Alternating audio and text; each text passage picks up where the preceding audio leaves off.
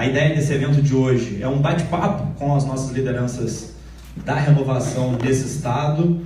Gostaria de agradecer muito o espaço concedido pela Assembleia Legislativa, agradecer muito a nossa colega de trabalho até esses dias, a Carla Bissol, que está aqui no fundo, que nos ajudou muito na construção do Renova e agora galga aí outras tarefas importantes nesse ano político. Agradecer às nossas lideranças presentes.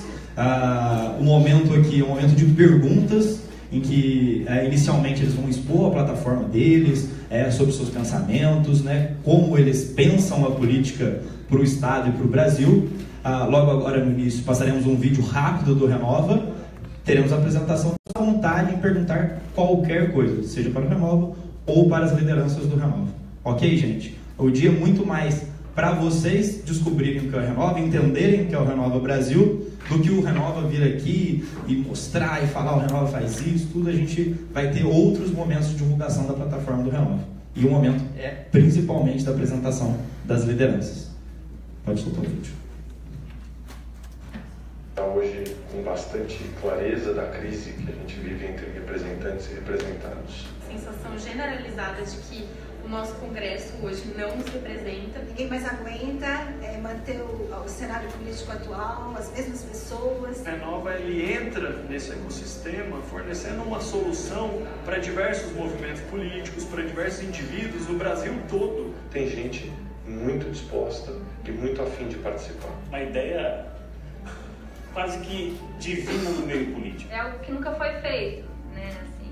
Na complexidade que a gente queria, na abrangência que a gente queria, na pluralidade que a gente queria. A questão de diversidade que eles focaram muito, assim, eu como mulher negra acho isso super importante.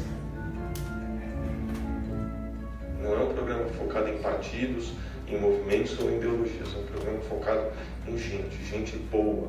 E acho que não foi fácil para o Renova ter que escolher de tanta gente, mais de 4 mil inscritos, 100, 150 pessoas. Essa tomada de consciência passa, de uma certa forma, por uma busca por alternativas. Tentar mudar esse paradigma de que pessoas boas não estão na política. Uma energia de fazer acontecer. E é por isso que eu acho que o Brasil tem jeito, porque eu estou vendo essa energia vital, pulsante, nas pessoas que estão construindo o Renova, nas pessoas que estão participando do Renova, que estão acreditando no projeto. As pessoas estão vendo o Renova como uma esperança. Para uma população que está desacreditada, que já sofreu tanto nos últimos anos com a nossa política, acreditar que dá para mudar já é um começo.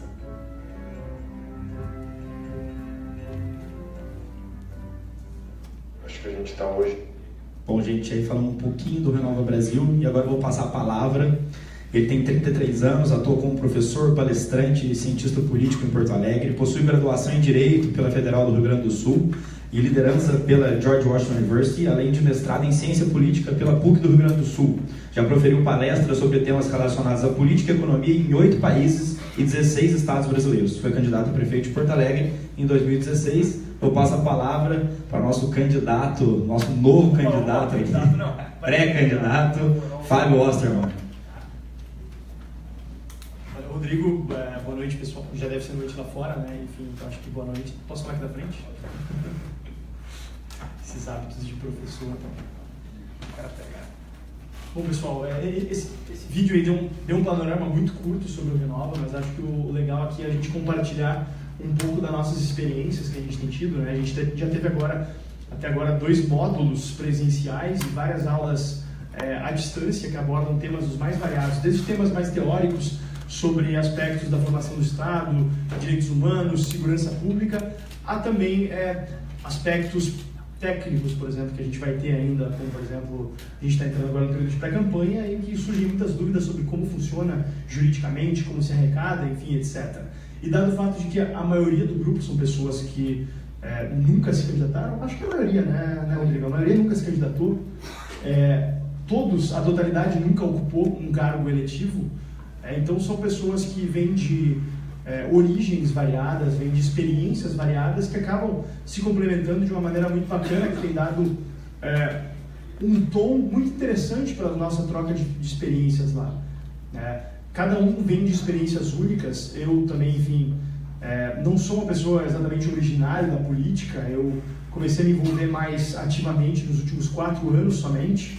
Eu vim primeiro de uma vivência empresarial, uma empresa familiar. Posteriormente, eu comecei a dar um segmento maior na minha carreira acadêmica.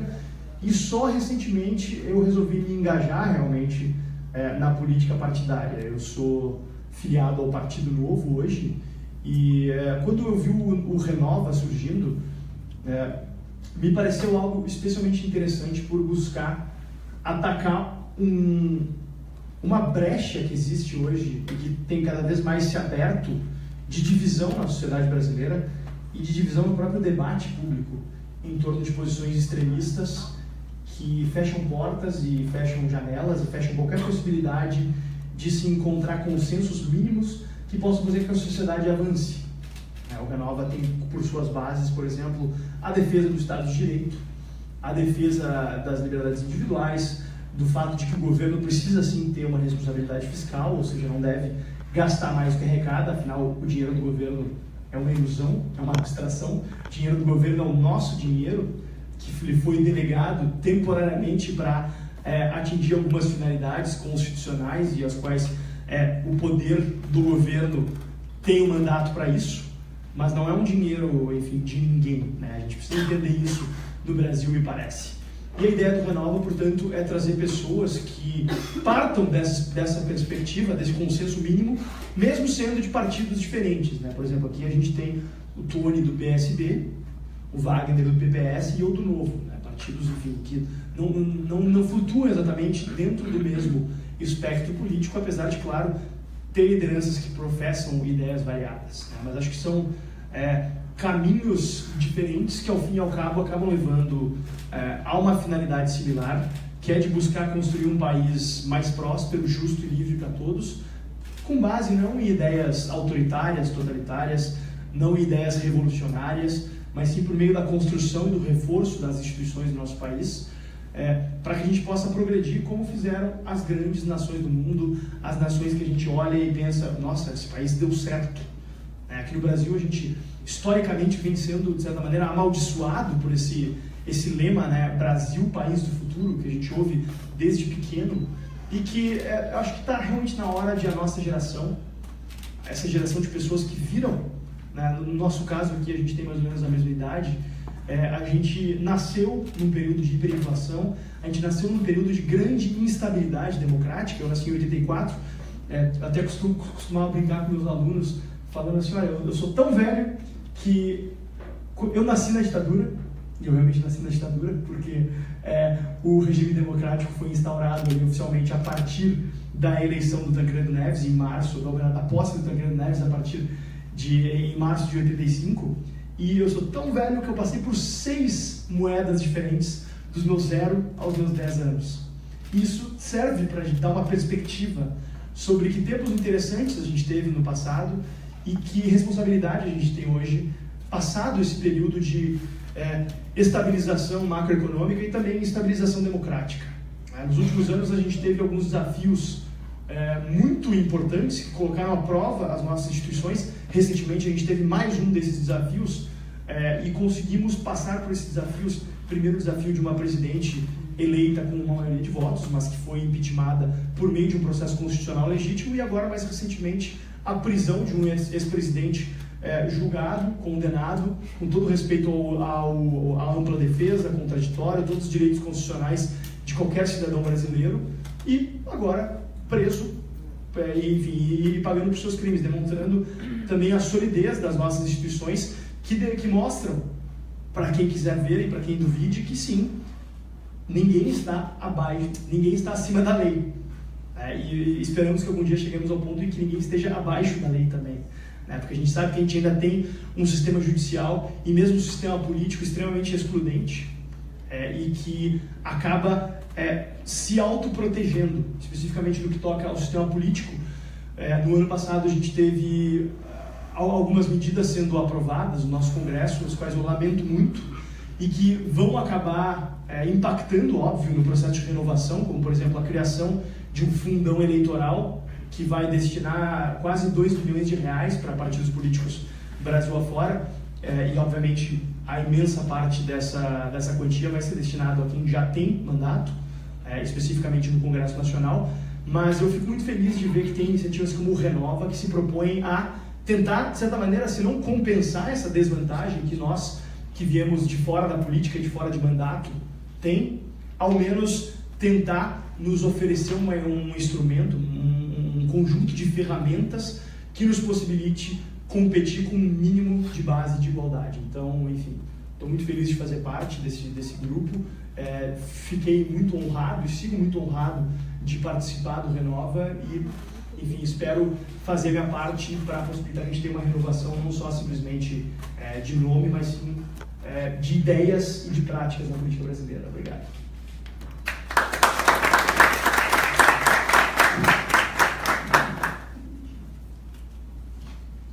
Gente, passar a palavra agora para o Tony Sec, 26 anos, natural de Pelotas, foi presidente do DCE da Universidade Federal de Pelotas, participou da campanha presidencial do Eduardo Campos, é secretário executivo do Conselho de Desenvolvimento e Inovação de sua cidade, atualmente é presidente nacional da Juventude do PSB e foi assessor parlamentar na Câmara dos Deputados.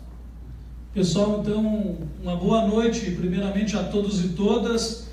Com muita alegria de hoje o Renova Brasil está chegando aqui no Rio Grande do Sul para a gente nos apresentarmos, da gente mostrar um pouco desse programa que tem uma ideia fantástica e eu acho que muito a colaborar com a fase que o nosso país vem vivendo. Gostaria aqui de saudar a mesa, meus outros colegas de Renova, o Wagner, o Fábio, e um testemunho até do Renova sobre a nossa diversidade ideológica. Muita gente me perguntou quando eu entrei no Renova, inclusive em entrevistas, do alinhamento ideológico do Renova, que isso é coisa da direita, outros criticando que é coisa da esquerda, enfim. E justamente quero dar meu testemunho, eu que tenho uma militância partidária desde os 14 anos, não tinha nenhuma filiação, já militava no PSB, um partido que hoje quase que é construído junto com a minha vida, digamos assim, que eu passei todas as fases dentro do partido, hoje estou na executiva nacional e presido a juventude, então tenho uma vida mais política, digamos assim, mas que vem totalmente ao encontro do Renova, da gente fazer as disputas também de renovação dentro das estruturas partidárias que a gente tem. Eu vejo aqui diversos membros da juventude do PSB, até gostaria de agradecer a presença do Elisandro também, que é presidente do PSB aqui em Porto Alegre, foi da nossa juventude, a nossa deputada do PPS, Ana Ortiz, o deputado Catarina esteve aqui também, que a questão da renovação não é simplesmente se tu foi da política, se tu não é da política, se tu te apresenta como gestor, mas sim as tuas ideias, a gente fazer a crítica ao atual sistema político. Muita gente perguntando, mas qual o compromisso do Renova, qual o direcionamento? A gente tem poucos compromissos com o Renova, a gente tem macro compromissos que agregam todas as ideias do que a gente pensa, do que eu penso em comum, do que o Fábio pensa, do que o Wagner, que nada mais é do que transparência nos nossos mandatos, nos futuros mandatos, digamos assim, que é ter uma campanha eleitoral limpa, sem a gente precisar de mentira para a gente estar elegendo. Uma questão também que eu tenho andado já em pré-campanha, conversando com as pessoas, eu acho que o principal problema da política hoje é que pouca gente, ou quase ninguém, acredita no que a gente está falando aqui, do que estão falando da política pela falta de compromisso. As pessoas se elegem falando uma coisa e depois na prática é outra. Então, esse é o nosso principal compromisso de fazer uma mudança geracional, e eu não falo aqui de idade, eu não critico quem tem o cabelo branco, essa velha política a gente não pode simplesmente dizer pela idade, mas sim as velhas práticas da política, as práticas coloniais, os privilégios que a gente vem desde o descobrimento do Brasil, nosso país, um país muito novo ainda comparado com Itália, com outros países que já passaram a Idade Média, enfim, tiveram toda uma trajetória. A gente vem passando um período de evolução no nosso país. Isso é bom, é positivo, pode doer agora, pode ter gerado uma crise econômica, mas com certeza essas feridas vão cicatrizar. A gente precisa das pessoas do bem que ainda acreditam num país melhor. Eu faço política por vocação, uma coisa assim que nasceu em mim desde muito cedo. A gente precisa justamente desse tipo de pessoas que, quando a gente está ocupando espaço, os canalhas deixam de ocupar. E essa é uma eleição totalmente diferenciada. Anotem, vocês vão ver isso, não é simplesmente a estrutura, não é simplesmente o sobrenome que vai estar dando a eleição. Uma, porque vai ser recorde de abstenção e de votos nulos. A gente, quando agente político, vai ter que primeiro reconquistar as pessoas para estarem votando. E segundo, que com certeza essa é a eleição da postura. E o Renova tem nos ajudado nisso, fantástico, uma escola de formação de excelência, onde a gente pode dar essa assinatura que é da sociedade para a sociedade, o Edu Mufareja, a Isabel, toda a equipe, o Cobra também que tem nos auxiliando, né, dessa beleza que o Renova está sendo, assim, de nos dar uma aula do Brasil, de estar nos preparando, de estar aprendendo a gente também a lidar com os novos desafios. Eu digo para vocês, assim, sou de periferia, sou de classe média baixa, minha mãe é manicure, meu pai é motorista de ambulância, não teria chance alguma de estar disputando esse processo de igual para igual. Claro, eu tenho minhas articulações também dentro do partido, enfim, eu acho que isso é uma construção muito válida e a gente vai continuar fazendo, mas essa visão do Renova, essas estratégias que a gente está tendo, entendendo também um pouco da cabeça do brasileiro, que muitas vezes quem está na política, ela se fecha muito das pessoas que estão mais próximas, tem a dificuldade de estar ouvindo as pessoas. Então, nós, enquanto pré-candidatos, enquanto pessoas que estão acompanhando o Renova Brasil, né, o nosso interesse é fazer diferente. Inclusive, um slogan na nossa última aula, já falando das estratégias da nossa campanha, né, faça tudo ao contrário do que o político tradicional fosse fazer. Se tu está numa situação de dúvida, o que ele for fazer, tu faz totalmente ao contrário, que tu vai ter o sucesso. Justamente por essa negação da política, nós temos essa responsabilidade. Nós temos a responsabilidade já, o Fábio já com uma visão mais liberal, eu com uma visão mais socialista, e isso Renova não nos cobra, acho que cada um tem a sua leitura. Eu aprendi muito, por exemplo, numa aula com o Armínio Fraga falando de economia, pontos que eu discordava só por ele ser considerado um cara de direita e tal, mas essa crise a nível de Brasil que a gente vive, ela é um reflexo hoje nos sindicatos, ela é reflexo aqui na Assembleia Legislativa, nas prefeituras, nas câmaras de vereadores, esse descrédito que a política vive, né, isso é uma questão, é em cadeia, né, só por o desgaste que a gente tem a nível nacional a gente vai acompanhando. E se a gente não se mexer, se a gente não colocar uma nova proposta, se a gente não se colocar, né, como agentes de transformação nessa eleição, simplesmente as coisas vão continuar como está. Então, eu não sei quantos minutos, acho que deve estar para encerrar, mas eu venho lá de Pelotas, né, uma cidade com 240 mil eleitores, né, vou fazer uma candidatura totalmente competitiva no meu partido, no PSB. A gente tem histórico de eleger deputados federais com poucos votos, por exemplo, na eleição sem ser essa última, na outra nós elegemos o Luiz Noé com 17 mil votos, então assim, a nossa pré-candidatura é uma candidatura totalmente viável. Em Pelotas, justamente a velha política, muitos não vão ter coragem nem de descer para fazer campanha e muitos não vão ser candidatos. Na minha cidade, por exemplo, com 240 mil votos, a gente tem condição de eleger 3 deputados federais. A gente, por enquanto, hoje lá tem 3 candidatos, não deve ampliar muito disso. Eu tenho uma dobrada lá também com um cara jovem, que traz um pouco da renovação, que é o deputado Catarina, que estava até agora há pouco aqui, teve que sair para outro compromisso. Então, assim, tenho me articulado já em 40 cidades, mais ou menos, já da Zona Sul do Rio Grande do Sul, para tentar, de fato, o Renova ter uma eleição de um deputado, um membro do Renova que passou por todo esse processo, ter uma eleição de deputado federal e a gente fazer toda a diferença lá na Câmara Federal. Mostrar que é possível a gente abrir mão de privilégios e mostrar que pessoas que muitas vezes, mas o que tu quer deputado federal, tu não tem experiência nenhuma. Mas se é para ter a experiência do toma lá da cá, se é para ter a experiência da corrupção, eu prefiro não ter essa experiência, eu prefiro construir uma nova experiência junto com a sociedade e tenho certeza que a gente vai ter um sucesso. Só tenho a agradecer ao Renova, essas pessoas maravilhosas. Uma coisa que me entristece muito, Fábio, que muitos, mas qual é a contrapartida, o que o Renova está pedindo em troca, mas eles vão te eleger para depois te apertarem lá em alguns projetos de lei, enfim, assim...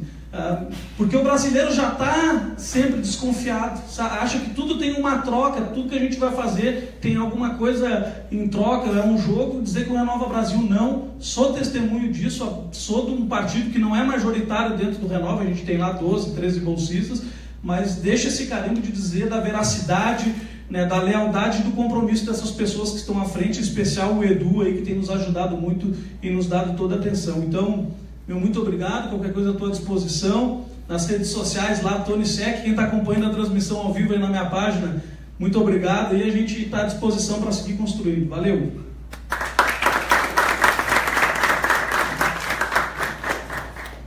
Vou apresentar agora aqui para vocês, né, como aluno, deu um testemunho na aula para mim, como aluno já rodou muito o Brasil, mas hoje com 34 anos, professor de Geografia, em 2013 participou do programa CNPq do Itamaraty de Vocação para a Diplomacia e desde 2016 é parte da Rede Brasil Afroempreendedor, REAFRO. Nosso querido amigo aqui, liderança do Renova, Wagner Garcês. Boa noite. A minha formação dentro da geografia, me formei em geografia, licenciatura, sempre pensei em educação. eu não gostava da escola, né? Meus alunos perguntavam, tu gostava da escola, tu era um bom aluno? Não, eu não gostava da escola. Mas eu percebi o quanto aquilo ali era importante nas relações. Eu estudei em escola pública, e eu percebi o quanto aquilo ali era importante nas relações sociais, importante na relação do quanto se acredita no ser humano que está estudando ali. Existem relações pessoais para muito além das relações institucionais, mas essas eram impressões naquela época. Resolvi fazer geografia, conheci muita coisa, viajei o país inteiro, e eu fui pensando, estruturando o que deveria mudar dentro dessa ideia da educação, o que deveria mudar, o que representava a educação na estrutura do país. Os debates, não, temos que investir em educação, temos que investir em educação, todo mundo fala que tem que investir em educação, mas ninguém sabe investir em educação, ninguém sabe pensar a educação, ninguém sabe debater a educação. Se tem educação como uma coisa que não é fácil, é botar dinheiro e tudo está tudo resolvido. Isso não é uma verdade, né? A gente vai pensar em modelos que deram certos. Tem vários tipos de modelos que deram certo. A teoria, a ciência, a tecnologia são ferramentas. O que nós fazemos com essas ferramentas depende da cultura do povo, depende das relações sociais do povo. E hoje no Brasil nós temos relações muito selvagens. A gente tem 200 mil crianças em situação de trabalho infantil, trabalhando como nós trabalhamos, como nós adultos trabalhamos, 200 mil crianças. E ainda paira na cultura brasileira a ideia de que o brasileiro é um povo preguiçoso, de que a pobreza é fruto da preguiça, fruto da má índole, que a violência é inerente ao povo brasileiro, é inerente a uma determinada camada da sociedade. Existe uma pouca relação social, uma parca relação social. Existem poucos momentos de convivência. E o Renova BR proporcionou muito uma zona de debate entre vários tipos diferentes de ideias. Coisas que institucionalmente nós não vemos no país. Quando que a direita e a esquerda sentam realmente para debater? Deveria ser o parlamento, já tem esse nome por causa disso. Mas na verdade isso não acontece. Existe uma concentração de poderes, existe uma concentração de ideias, e aquilo ali no plenário não acontece. Não acontece o debate. Não acontece uma construção coletiva. Então, isso também é reflexo porque nós não temos também relações sociais realmente diversificadas. Nós temos muito pouco debate público, nós temos muito poucas instituições públicas que realmente abarquem toda a diversidade territorial, a diversidade cultural que o país tem. É necessário desenvolvimento humano. Quando nós falamos do desenvolvimento dos Estados Unidos, nós falamos do desenvolvimento do Japão, nós falamos do desenvolvimento da Alemanha, eles investiram em pessoas. Eles não investiram em tecnologia, eles investiram em pessoas. Eles investiram em pessoas. O processo produtivo conhece pessoas, trabalha com pessoas. O processo produtivo não trabalha com números. E assim eles foram vencendo as tecnologias, foram avançando nas tecnologias, avançando nas suas relações sociais. E o Brasil precisa melhorar suas relações sociais.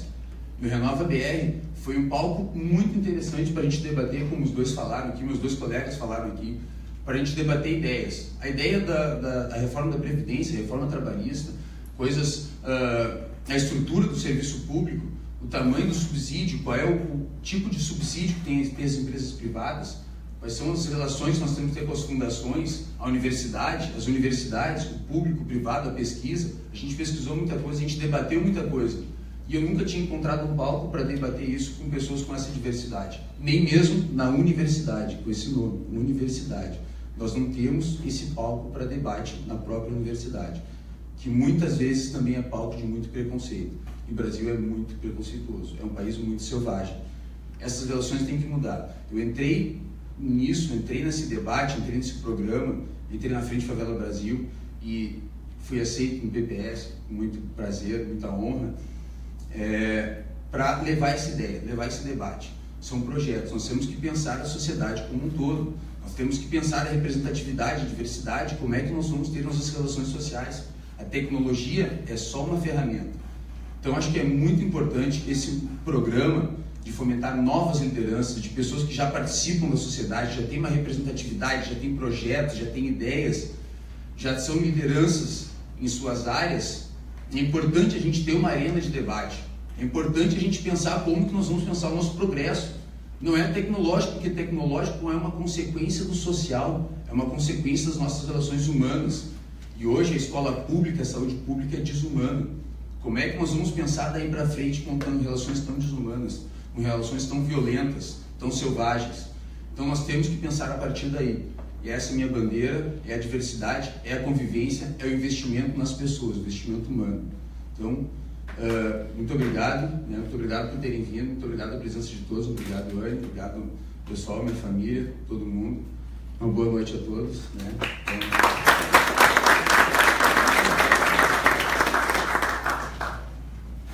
Pessoal, estão abertas a perguntas agora. A ideia é que vocês participem o máximo e a gente vai respondendo.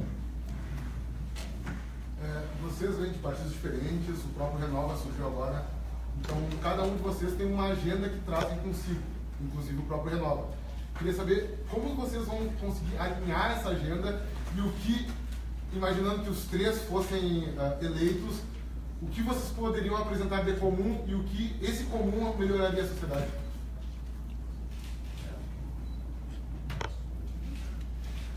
Eu acho que o Fábio tinha pontuado aí que a gente parte do princípio de respeito aos direitos humanos, respeito à liberdade individual, respeito às instituições democráticas.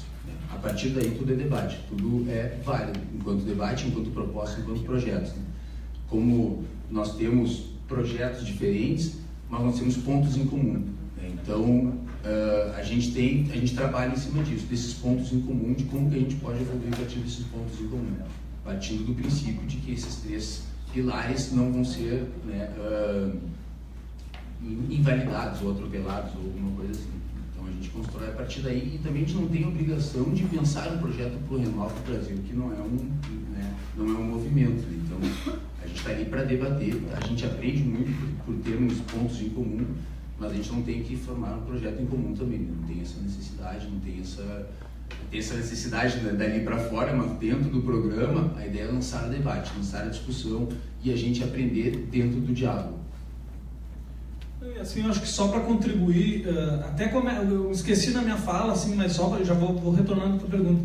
Só que eu acho que é muito importante ressaltar que hoje o Renova Brasil está aqui, que nós estamos aqui justamente cumprindo um papel que infelizmente os partidos políticos não cumprem. Esse deveria ser um papel do partido estimular a renovação, dar formação política para os seus quadros, e o Renova Brasil justamente ele está acompanhando essa lacuna.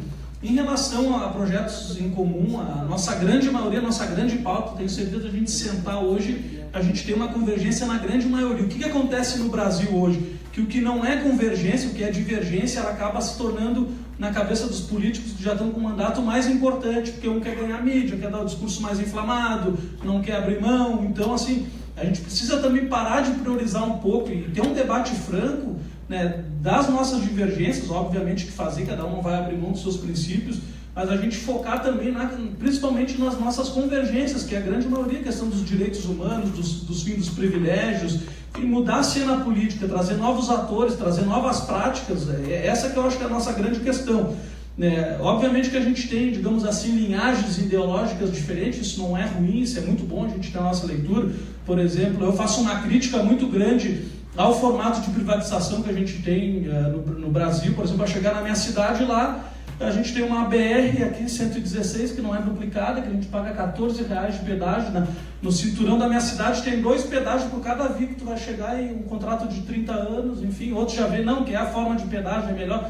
Isso é natural, entendeu? A gente ter essa divergência. Mas o nosso ponto principal é a convergência, principalmente na questão das práticas da nova política, das práticas da nossa geração precisa colocar no sistema brasileiro, que hoje a gente fala em política, a primeira coisa, o Palácio Farroupilha, o Palácio a nossa política é tudo grandiosa, todo mundo precisa estar com a melhor fatiota, todo mundo precisa ter um motorista, e eu acho que não é isso, essas práticas pequenas, mas que são símbolos e que vão trazer credibilidade para as pessoas voltarem a acreditar e participar da política. O Edu Mufarrege, que é o idealizador, fundador do Renova, ele costuma dizer que a gente geralmente concorda em 90% dos pontos, mas acaba se focando nos 10%, né? É isso que ele fala? É isso que ele fala.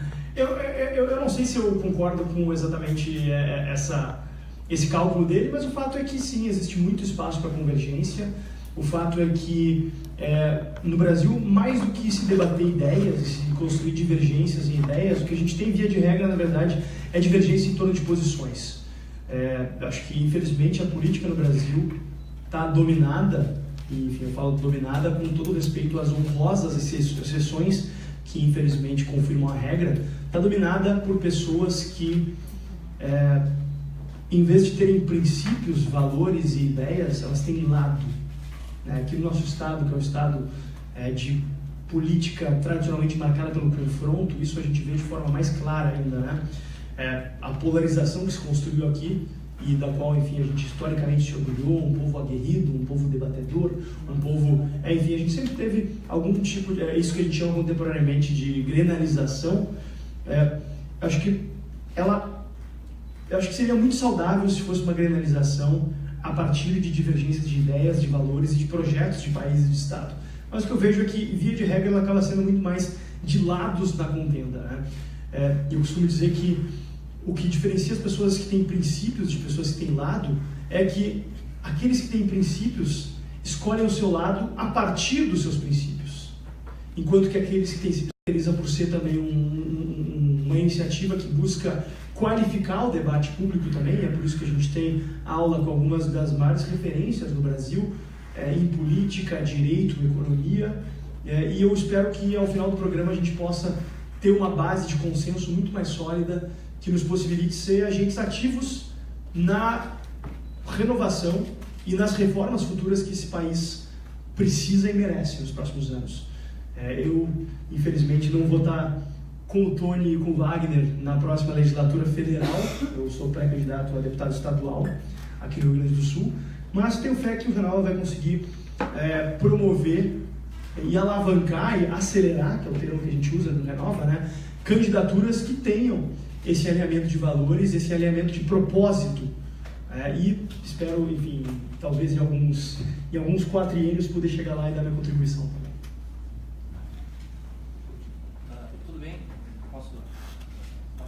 Eu quero fazer primeiro a pergunta dos candidatos a deputado federal, mas o Fábio também pode responder, porque tem a ver.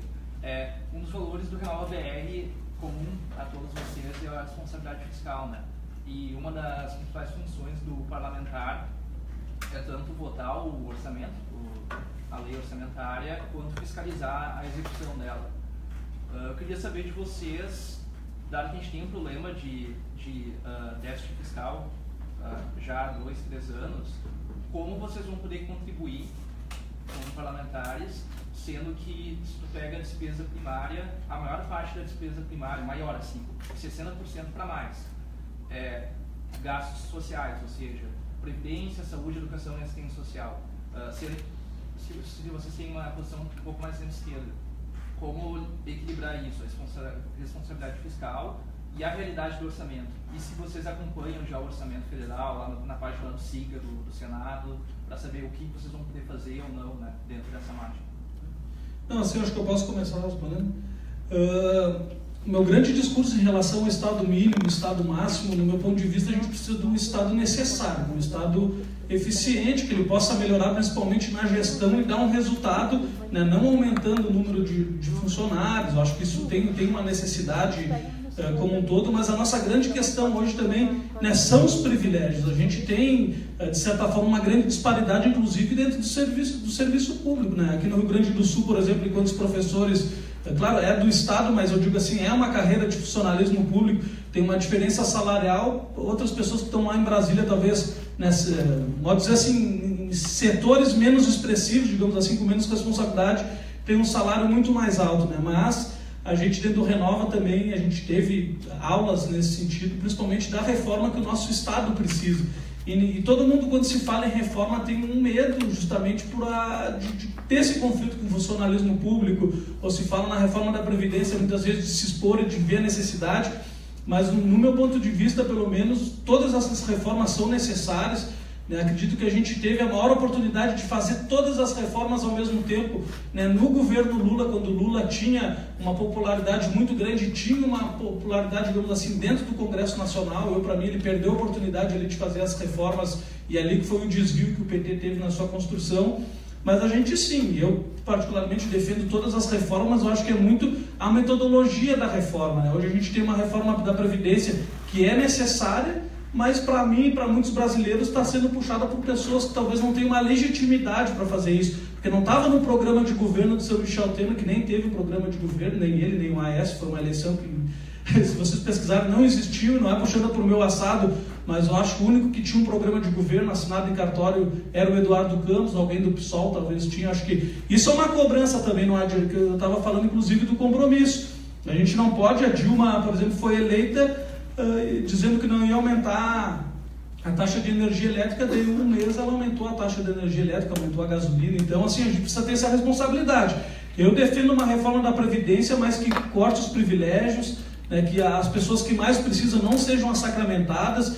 Hoje a gente fala também, inclusive, a questão dos juros da dívida, é um tema que ninguém trata, e hoje o que o Brasil paga de juros, né, enormemente conhecido, e eu acho que a gente precisa, quanto candidatos, pré-candidatos a deputado federal, começar a tratar desse tema. No meu ponto de vista, não falta dinheiro. No meu ponto de vista, falta prioridade e utilização do dinheiro da máquina pública brasileira. Essa BR-116, por exemplo, que ela liga um dos maiores portos do Brasil, que é o nosso porto de Rio Grande. O que a gente perde na nossa produção aqui é imenso. Então, assim, o Brasil também ele não cresce, não gera mais receita, porque também ele carece hoje de investimentos na infraestrutura. E daí a gente tem, por exemplo, a gente não pode gastar, não pode ter investimento, então como é que a gente vai melhorar a nossa, digamos assim, a nossa malha viária, a nossa infraestrutura? A parceria público-privada. Ok, ótimo, mas uma parceria que a gente tenha agências reguladoras para regular, para fazer a regulação. Então a gente tem algumas agências que não fazem a regulamentação. Nossa questão, por exemplo, de telefonia, eu tenho viajado de Pelotas até Porto Alegre, eu tenho 4 ou 5 pontos que a gente pega telefonia. Então assim, a gente precisa ter agências reguladoras, a gente não pode ter esse preconceito com parceria público-privada, mas a gente precisa ter transparência, a gente precisa ter um contrato, a gente não pode deixar uma Ecosul, por exemplo, ter mais de 30 anos de contrato que entra na BR-116 aqui e não gerar um retorno de fato para a sociedade. Mas o mais é isso, a gente tem muito essa visão de ter de fato, um Estado necessário, né? Nem máximo nem mínimo, e fazer as reformas que tanto são necessárias. Vocês leem o orçamento, vocês já abriram o orçamento para ver...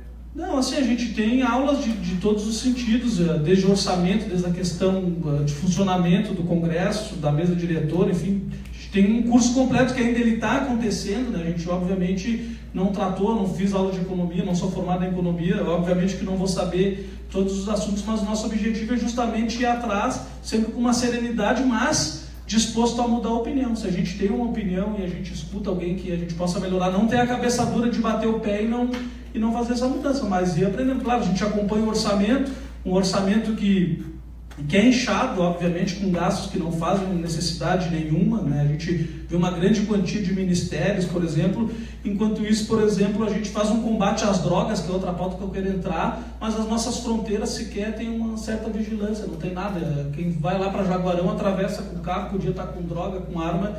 Então, assim, tem que gastar certo e fazer esse debate, eu acho que do eixo total, né?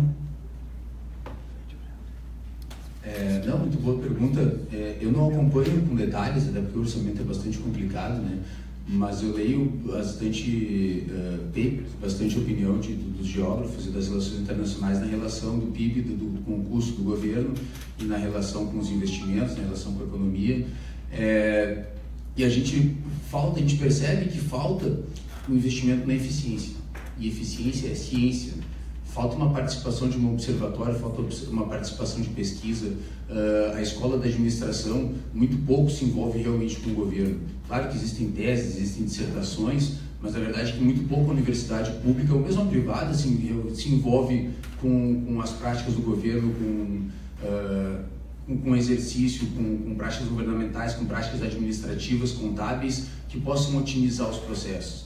Se existe pouco observatório sobre isso, existem poucas observações sobre isso.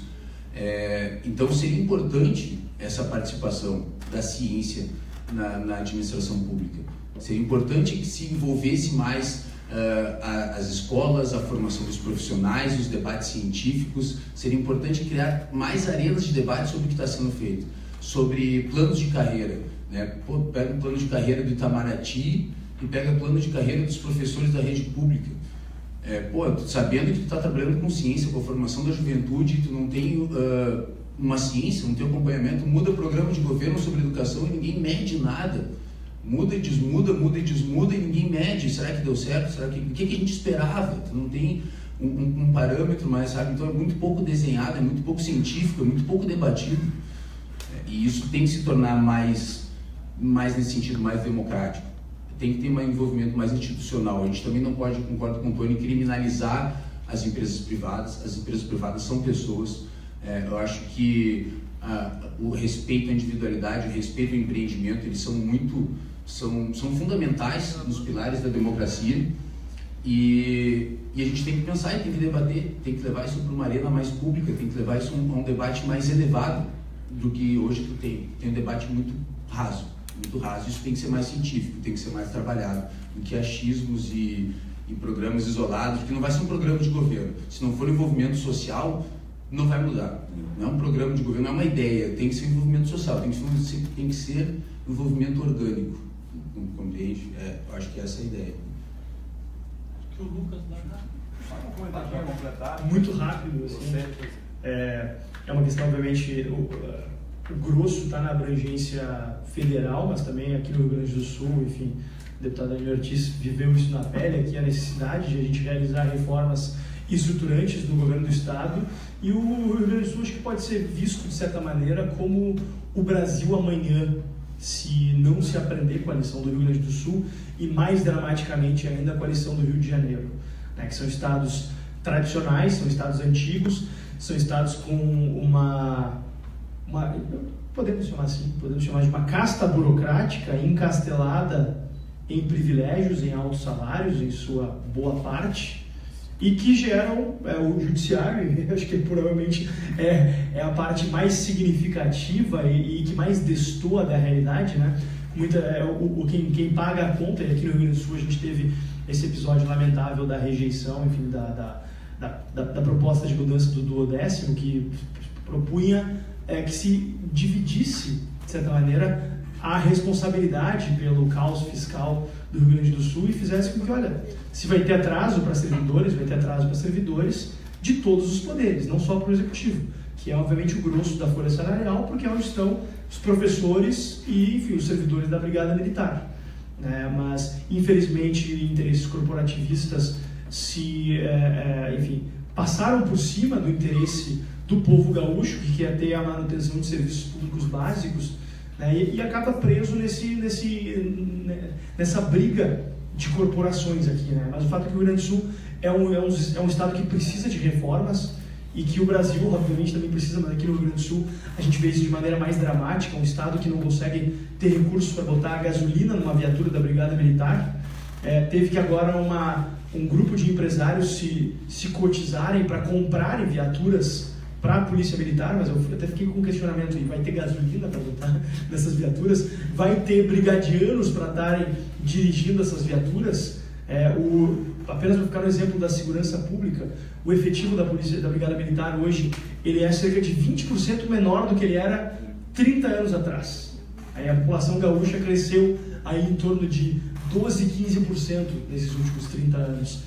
Para não dizer, obviamente, do desenvolvimento do crime organizado durante esse período, né? Então, a gente tem um Estado que não consegue lidar com a questão mais básica e fundamental, que é a garantia da segurança, a garantia da lei e da ordem no nosso Estado, nas nossas fronteiras aqui, e um Estado que tem aí quase uma dezena de fundações, diversas autarquias, um Estado que é proprietário de gráfica, um Estado que é proprietário de rede de televisão, de rede de rádio, que, enfim, será que a gente realmente deveria estar se dando ao luxo de ter essa multiplicidade de atividades quando a gente não consegue dar o básico? Eu acho que não. De maneira só somar, deixar claro o posicionamento, o que o Renova faz, né? Qual é a posição do Renova, né? Respeitadas as posições de todas as lideranças, respeitadas as posições de todas as lideranças, hoje 117, mas amanhã, a partir de sábado, vocês vão ter novos colegas, companheiros que nós ranteamos, né? Ou melhor, a gente fez uma caça de talentos aí também pelo Brasil. Respeitar todas essas diferenças dos posicionamentos, o Renova procura, na sua formação, na parte de temas de Brasil, apresentar fatos, apresentar verdades, apresentar o que ocorre de fato, né? E dar condições que essas lideranças pensem o que seja melhor para o Brasil, o que for melhor para o Brasil. Tá? Só para deixar claro como funciona um pedaço da formação. Bom, boa noite. Meu nome é Marcelo Franciosi. Eu acho que alguns aqui eu já conheço das andanças por aí e tal, pelas manifestações de rua, seja aqui dentro da Assembleia, seja o que for, né? Seja na campanha política do Fábio, na campanha de 2016. O meu questionamento é o seguinte, talvez eu vou conseguir fazer claro. Acho que talvez a pergunta é para eles, mas também é para ti. Porque assim, ó, a palavra-chave da minha campanha vereadora em 2012 foi a renovação. Tinha um slogan lá, na parada para a renovação, para lá. Tá? Em 2016, quando eu fui candidato a deputado estadual, a palavra-chave era inovação e os seus desdobramentos. Meu segundo filme nem ao ar foi, porque tinha a palavra, eu não sei porque não foi, mas eu estou chutando porque tinha a palavra inovação. Vocês sabem que a gente vive num país conservador, né? Acho que isso aí é notório. Então, palavras como renovação, palavras como inovação, eu sou professor da área de administração e isso aí soa muito bem no mundo dos negócios. Renovação e inovação é tudo que o empresário quer. No mundo político eu vejo isso com uma certa... existe uma certa restrição, a gente quer renovar muito e a gente quer inovar muito. E aí vai a minha pergunta, que daí eu acho que talvez sai de ti e vou para vocês, que o que vocês acharam do posicionamento do teu concorrente, a prefeito, Sebastião Melo, quando ele disse que ele pretende entrar com mandado na justiça para impedir que os recursos vá só para os candidatos mais, digamos assim... Os recursos do fundão. Os discursos. No teu caso não vale, porque o Novo faz essa opção por não receber fundo partidário, né? Mas nos outros partidos, o Melo parece que quer entrar com uma ação na justiça para que não possa, que isso aí não vale essa regra. Que, por exemplo, não importa, porque eu sou um cara que assim, ó, ainda que eu tenha um pouco mais de idade que vocês, para mim, cara, a juventude para mim é tudo. Eu fui professor muitos anos. Ou seja, para mim não tem esse discurso, tu sabe por que tu está falando, ou então, tu sabe há quanto tempo eu estou aqui. Vale o talento, o que vale é o talento. Só que a gente sabe que, ontem eu estava lá no Fórum da Liberdade conversando com um empresário, e o cara é importante, tudo que ele fez. Ele disse, não, velho, esse negócio do fundão aí, não sabe, né? Ele falou esse para mim, eu digo, pois é, eu sei. Mas ao mesmo tempo, ontem no jornal, acho que foi no jornal de hoje, de ontem, 0 hora, tem ali na coluna da Moça de Oliveira o Melo dizendo que vai entrar com uma ação, não sei se é porque ele se sentiu lesado ou não, mas que ele vai entrar com uma ação pedindo que não exista essa, digamos assim, que não direcione todo o recurso para os candidatos que daqui um pouquinho os conservadores querem que ganhem. Vou resumir a história. A minha pergunta é, como é que tu enxerga isso? Num país conservador. Vocês querem vamos três responder ou começo, de repente vocês comentam? Em primeiro lugar, Marcelo, deixa eu só discordar de ti e digo que o Brasil é um país conservador. Acho que o Brasil não é um país conservador. Acho que o Brasil mal sabe o que é conservadorismo. O Brasil é muito mais um país arcaico do que um país conservador. Infelizmente somos um país com, apesar de termos avançado muito em termos educacionais nos últimos anos, chegamos próximo da erradicação do analfabetismo, mas o analfabetismo funcional ainda é um problema muito sério. O Brasil ranqueia entre os piores países nos índices internacionais de educação. Então, enfim, a gente não pode fugir no momento, a gente vai poder fugir no futuro, se a gente fizer a lição de casa. A gente não pode fugir também do fato de que a gente é um país pobre.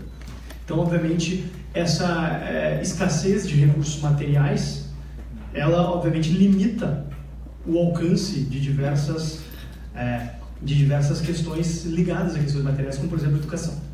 Mas no que toca ao fundão eleitoral, enfim, como é de conhecimento geral, o Novo não usa esse recurso porque, enfim, se posiciona de forma contrária, acha que não deveria existir. Essa também é a minha opção, é a minha opinião. Eu acho que esse fundo não deveria existir. Acho que a política deveria ser financiada por aqueles que acreditam nas ideias e não de forma forçada pelos pagadores de impostos, que são obrigados a pagar seus impostos, e vem recursos que poderiam, por exemplo, ir para a educação, ir para a saúde, ir para a segurança, indo para os bolsos dos caciques, indo para os caixas, enfim, com muito pouca transparência dos grandes partidos políticos, e claro, os pequenos também, mas o grosso vai para os grandes partidos políticos. E é natural que os partidos destinem para os seus candidatos que têm mais chance. O que demonstra mais uma vez a distorção desse método, né? Para mim, a criação do fundão eleitoral, assim como o próprio fundo partidário, né, que os dois somados aí dá cerca de 2,5 bilhões no ano de 2018, eles são mecanismos por meio dos quais essa casta política brasileira busca perpetuar seu poder e se manter no poder contra a vontade da sociedade, que clama por renovação, apesar de não ter tão claro que tipo de renovação ela quer, mas o fato é que está muito claro que as pessoas não querem o que está aí. Não obstante, o que está aí e os principais responsáveis pelo que está aí vão ser os maiores beneficiários desse fundão eleitoral e do fundo partidário. Os 3 maiores partidos, PT, PMDB e PSDB, vão receber aí quase 50% do fundão eleitoral. Então, na minha opinião, é o tipo de política pública que obviamente não deveria nem existir, e acho que a sociedade civil precisa manifestar o seu repúdio de forma mais veemente a esse tipo de medida, e também, inclusive, acho que, enfim, ao uso desses recursos que não deveriam nem estar lá, deveriam estar no bolso do pagador de impostos, que sabe melhor o que fazer para satisfazer as suas necessidades na vida. Tá, mas aí tu não respondeu a minha pergunta. Sobre o Melo? Eu não quero fulanizar no Melo especificamente, até porque eu não conheço as especificidades da ação. Você nem se ele entrou, mas não sei, até onde eu sei... Ele mandou uma carta para a OAB, né? Solicitando que a OAB entrasse na PSDB. Até onde eu sei, o projeto de lei que instituía e que depois foi aprovado, o fundão eleitoral não especificava nada. Então, enfim, não sei. Do povo, né? Na verdade, eu acho que deveria ter sido barrado na origem. Inclusive, o meu antigo partido, na época que eu fazia parte, na época que nós tínhamos o Livres, que era o movimento de renovação do PSL, nós chegamos a entrar com uma ADIM, ou foi uma ADPF, eu não me lembro exatamente, não sei se você lembra se foi uma ADIM ou uma ADPF, com uma ADPF, ou seja, uma arguição de descumprimento de preceito fundamental contra a instituição do fundão, porque, enfim, a gente acreditou que aquilo prejudicava o processo de livre associação e a própria democracia representativa, por criar um desequilíbrio tão grande entre os partidos. Enfim, a nossa ADPF, que não é mais não, era uma DIN, o cara me passando informação errada. A nossa DIN acabou não sendo apreciada, né? Então, eu sei, não foi apreciada, e o fundão eleitoral está aí, né? Acho que é algo que prejudica o bom funcionamento da nossa democracia, e que eu lamento que não tenha havido uma mobilização maior da sociedade civil brasileira e mesmo da sociedade política.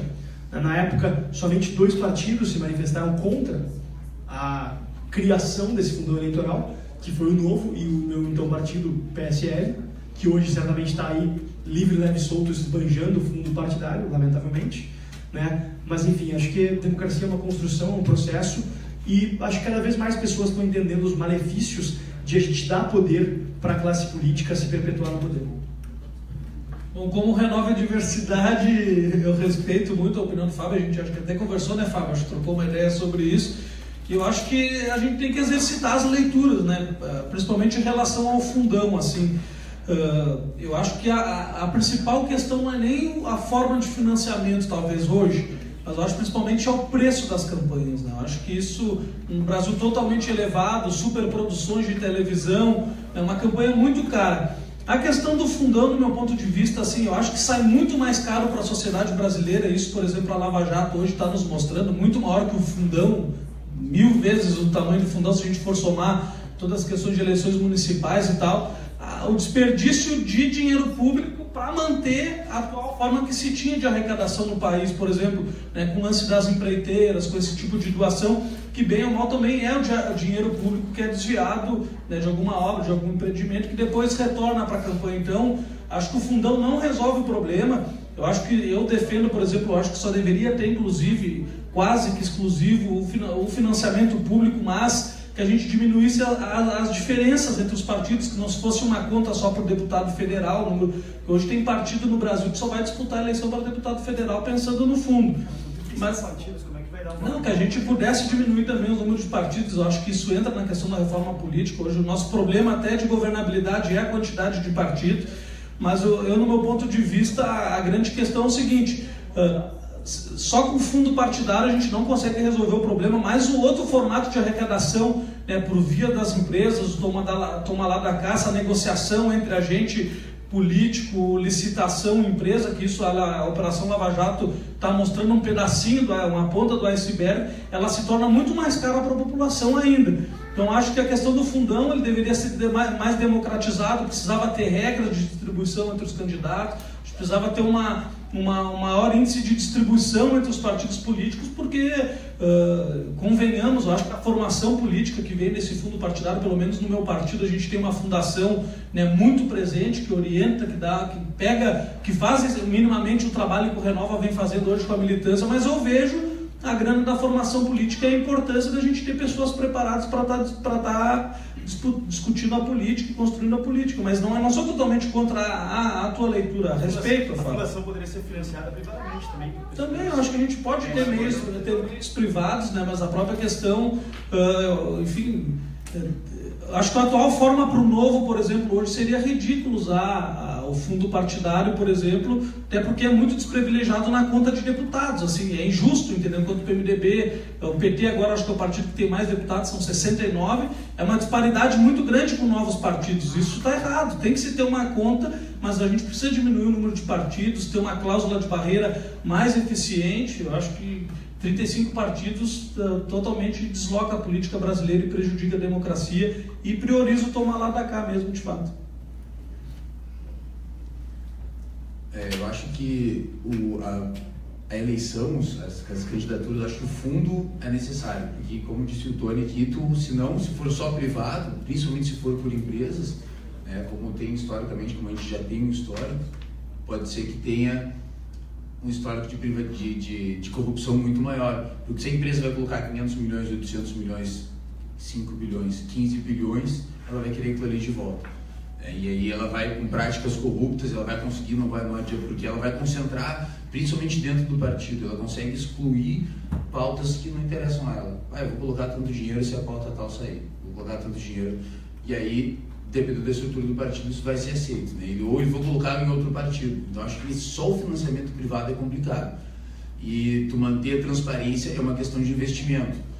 Talvez isso devesse ser medido, como eu sempre acho que a ciência deve estar acompanhando os passos da sociedade e do governo, na nossa esfera pública, do nosso poder público, mas eu acho que tem que ser público, eu acho que é um investimento, assim como a educação, a gente permitir que as ideias sejam diversificadas, e eu não acho que 35 partidos sejam poucos. Nós temos um território que é maior, é o dobro do território da União Europeia.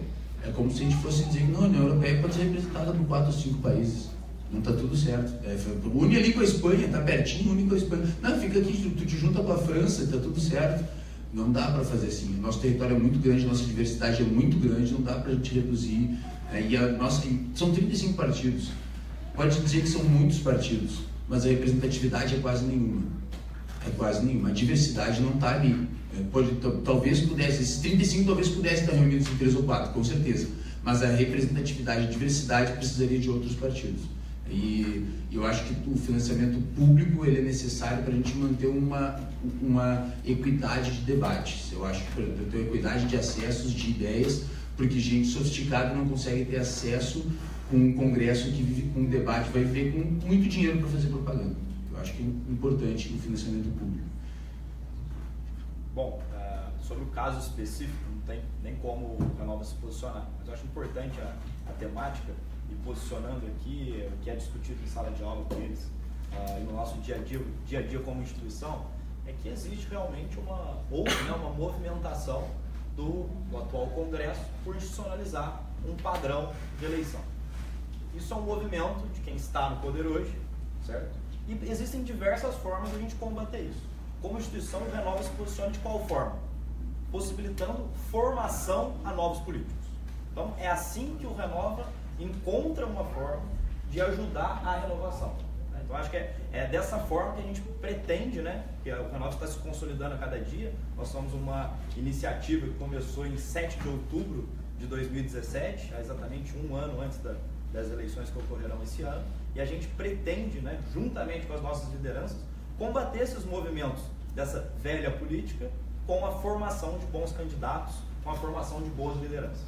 Deixar claro também, né, o Renova não lança candidatos, ele forma lideranças que a gente espera que sejam candidatos. E aproveitar até fazer uma errata, pedir perdão pro Fábio, eu falei candidato, mas é pré-candidato. Mas nessa questão, por exemplo, o autor, eu disse conservador, ele disse arcaico. Quando tu cria um escopo e coloca lá 150 pessoas com ideias de renovação ou, no meu caso, inovação, né, dentro de um escopo de país que é arcaico, vamos pegar as palavras do Fábio, que é mais novo do que eu, então é arcaico. Como é que tu faz? A minha preocupação é se o Renova não tem isso por causa da questão da frustração, entende? Ou seja, tu entra com uma gurizada nova, um sangue a mil, ele sabe o que é a barra de uma eleição, né? E com ideias de renovação num ambiente arcaico, ou seja, se o Renova está preocupado com isso, em que as pessoas estejam atentas. Eu gostei de quando tu falou, acho que foi você que falou, que um político, eu não sei se eu concordo contigo, cara, que o político fala assim, hoje eu já acho que tu tem que ser mais malandro do que o malandro, entendeu? Tu tem que fazer a leitura do que o arcaico faz, para não perder aquilo também. Eu não sei se essa é a minha preocupação, pela questão da energia humana, sabe como é que é? É minha função, inclusive, como professor assistente de metade de São Paulo, Paraná, Santa Catarina e Rio Grande do Sul, deixar claro para eles e diminuir ao máximo esse risco de frustração com as movimentações políticas, com o processo eleitoral. Tá? A gente é muito sincero com as nossas lideranças, tanto nos momentos de aula quanto nos momentos de tutoria, e a gente procura passar sempre a realidade, a todo momento, a verdade e sinceridade. Você, pois ela, pois você. Obrigado. Eu sou o Lucas Fur, sou militante do PSB, partido do Tony, mas vim aqui e primeiro começar a fazer uma pergunta para a mesa aí, os três candidatos, mas em especial para o Wagner. Achei bem interessante a fala dele, mas primeiro começar comentando que se o Renova defende o Estado Democrático de Direito, os direitos humanos, né, e um mínimo de uma compreensão sobre os direitos sociais e o equilíbrio econômico do país, a prosperidade do país, nós já temos um consenso aí que talvez vocês convergem muito mais do que se pensa. Eu não sei como vocês pensam, porque o Brasil hoje vive um contexto de uma polarização, de o Bolsonaro, que o Brasil tem o candidato que está na frente, o Bolsonaro, o Lula não vai concorrer, defende o retorno, o cara que faz defesa da ditadura, e por outro lado a extrema-esquerda também está alarmada. Então a polarização no Brasil, ela está ganhando um tamanho que nunca ganhou, e vocês, né, essa convergência mínima de vocês, embora um mais liberal, outro mais socialista, já é um bom caminho para o Brasil daqui para frente. Então, parabenizar o Renova para vocês terem. Minha pergunta, tentar ser bem direto, bom, eu vi a pergunta para vocês, especial para o Wagner. O Wagner falou, né, eu estou te conhecendo hoje, achei bem interessante a sua fala, sobre a questão da inclusão econômica, né, a questão de a gente pensar no empreendedorismo e das pessoas a partir da inclusão das pessoas, pensar a economia a partir das pessoas. Que a gente pensa, quando se junta alguns economistas para falar de economia, a gente pensa em várias variáveis da economia, técnicas, né, tecnicistas, matemáticas, e que fogem de uma compreensão humana. E achei muito interessante a tua fala, porque tu falou de economia da perspectiva humana, tu falou de pessoas ao mesmo tempo de economia. Então, te perguntar, e depois estender a pergunta para a mesa, como que a gente pode pensar o Brasil agora que está saindo da recessão, né, aos pouquinhos, e que está tendo índices de formalização das empresas, né, as MEIs crescem muito, mas ainda não tem um impacto de crescimento econômico ainda efetivo. Mas como pensar em empreendedorismo a partir dos pequenos, né, a partir da periferia, das pessoas em vulnerabilidade, pensar como que elas podem se emancipar através da livre iniciativa, através de negócios, né? O Tony falou, né, que tem familiares que foram empreendedores também, e como pensar da inclusão social a partir da emancipação econômica das pessoas que estão em vulnerabilidade. Então, sendo essa pergunta para a mesa, em especial para o Wagner. Eu acho que tu tem uma diversidade regional, primeiro a ser considerada, que não são dados caros e difíceis de se levantar. Tu já tem o IBGE, tu já tem a Fundação AFE, aqui no caso específico aqui do Rio Grande do Sul, Tu tem a universidade pública, né, com cursos de geografia, com cursos de estatística, tu que levantar dados regionais da população, dados de fluxos de mercadoria, fluxos de pessoas, fluxos de dados que circulam já na região, tu consegue mapear já algum tipo de diferencial que a região pode oferecer enquanto investimento coletivo. Então, tu vai ter uma região, por exemplo, a Conceição, por exemplo, né, o Morro da Conceição, o Morro da Maria Degolada, aqui em Porto Alegre, na zona leste de Porto Alegre, ela vai ter uma concepção cultural diferente do que vai ter a Restinga. Tu vai ter uma relação territorial diferente do que tem a Restinga. Tu tem uma formação de pessoas, tu tem instituições próximas ali, tu tem desculpa, me fugiu agora, uma mobilidade urbana diferente do que tem na Restinga. Então tu consegue fazer diferenciações regionais onde tu possa aproveitar melhor como é que é o termo do David Ricardo, as diferenças competitivas, desculpa, me fugiu agora, vantagens comparativas. Muito obrigado, Fábio. Tu consegue fazer um investimento mais otimizado. E eu acho que com um investimento em pessoas, no sentido de quando os Estados Unidos, por exemplo, vai dar um apoio para o Japão pós-guerra, ele não dá um apoio financeiro, larga um dinheiro lá. Né? Ele vai levar técnicos, ele vai levar teóricos, ele vai levar toda uma estrutura científica que vai apoiar o Japão. Então tu precisa de uma estrutura científica também para apoiar essas pessoas. Precisa de pessoas da administração, precisa de pessoas que estudem pedagogia, psicologia, precisa do SEBRAE, precisa de instituições, precisa de pessoas, precisa de cérebros participando disso. Na verdade, o investimento financeiro ele até vem pouco, né? Que se tu for ver o conjunto da região, o que pode gerar de impostos, eu acho que o Bolsa Família, por ter sido muito questionado, ele foi muito estudado, né? E nenhum estudo aponta que ele deu prejuízo. Ao contrário, né? Muitos estudos apontam que cada R$1 que tu coloca no Bolsa Família retorna até 1,75, se não me engano, se não me foge a precisão dos dados. Mas então tu tem um retorno, porque se o pessoal está na informalidade vai passar a pagar ICMS, vai passar a pagar ISSQN, vai passar a pagar, né, vai aumentar a demanda de matérias-primas, vai aumentar o IPI, vai aumentar a circulação de mercadorias, vai aumentar a qualidade de vida, enfim. Tu consegue fomentar a partir dessas vantagens comparativas, tu consegue fazer um estudo compreendendo o histórico do local, compreendendo a história das pessoas, compreendendo a relação institucional que as pessoas têm com o território, como é que elas podem aprender, como que elas podem se relacionar com o território, com a sociedade e que tipo de resultado se espera. Não, a gente espera que as pessoas cheguem aonde? A gente quer debater com as pessoas chegando aonde? Onde é que a gente, aquela faxineira ali, qual é a posição dela na sociedade? Aquela comunidade ali, são 80 mil pessoas na Conceição, aonde que a gente espera que essas pessoas se encaixem, né? Não só no mercado consumidor, mas na sociedade, né? A inserção social como um todo, a presença na universidade, a presença no turismo, né? Eu acho que a partir de estudos assim, essas relações.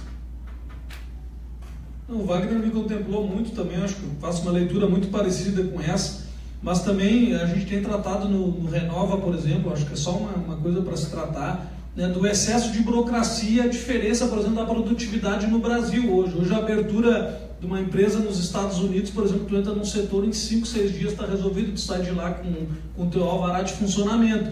Eu, por exemplo, até estava tratando disso hoje, um amigo, um microempresário, comprou 2 ônibus, está desde janeiro tentando tirar uma liberação da NTT para conseguir fazer. Imagina, vai quebrar agora, então não vou parar, não tem condição, eu comprei os outros investimentos, não consigo. Então esse é o exemplo também do nosso excesso de burocratização e da falta de eficiência dos nossos governos, dos setores, da gente não ter uma estratégia de facilitar essa economia criativa, as pessoas que normalmente estão buscando também criar seu próprio negócio e tal. E um exemplo, acho que muito bem colocado, assim, em outros momentos, lá em Pelotas, a gente do lado ali tem um reflexo muito grande do Porto de Rio Grande, que agora está tendo uma crise muito grande.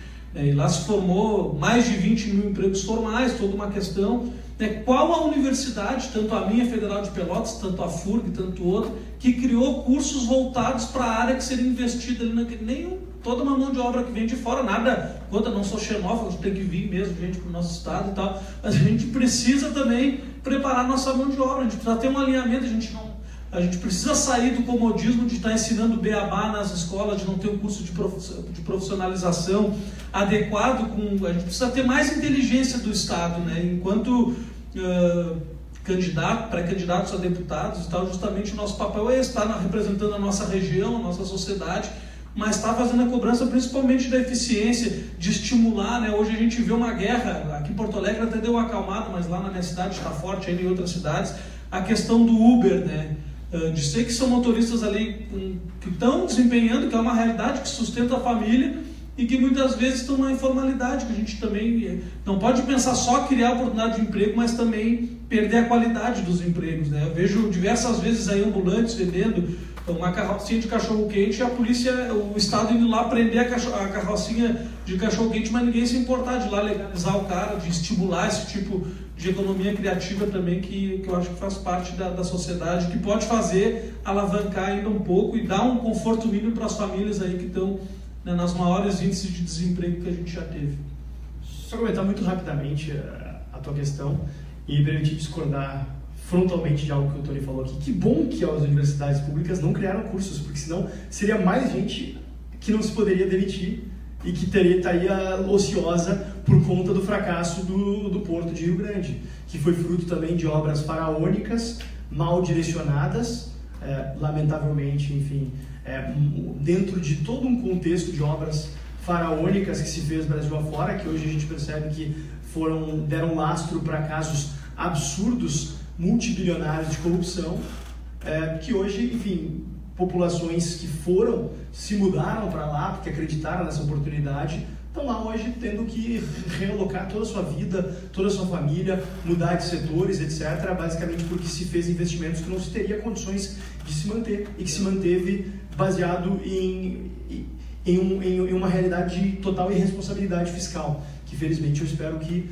seja confrontada nos próximos anos, porque basicamente o Estado brasileiro, da forma como ele é organizado hoje, ele não cabe no bolso e muito menos nas costas da sociedade brasileira, né? Então, enfim, não querendo polemizar, mas já polemizando.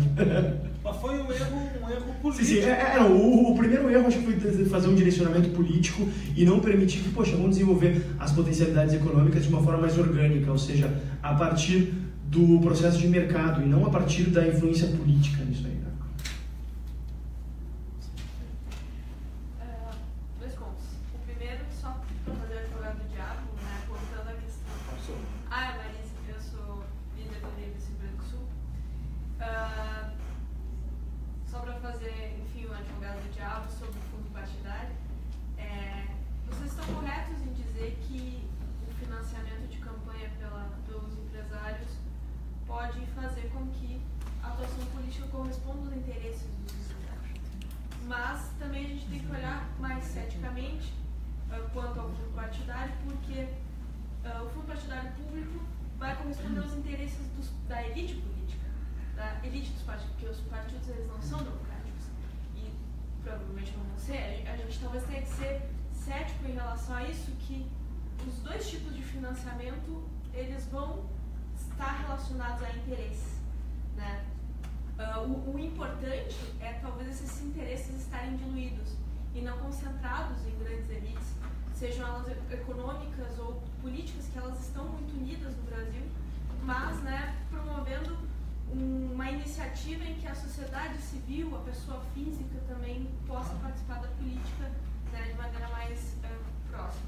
E quanto à minha pergunta, principalmente em relação ao Pacto Federativo, que é uma bandeira que foi de 2014 do PSB, é uma bandeira do Partido Novo, pensando nos consensos aqui, especificamente nesse consenso, que é um consenso em vários discursos sobre a necessidade de descentralização de recursos, do orçamento para os municípios.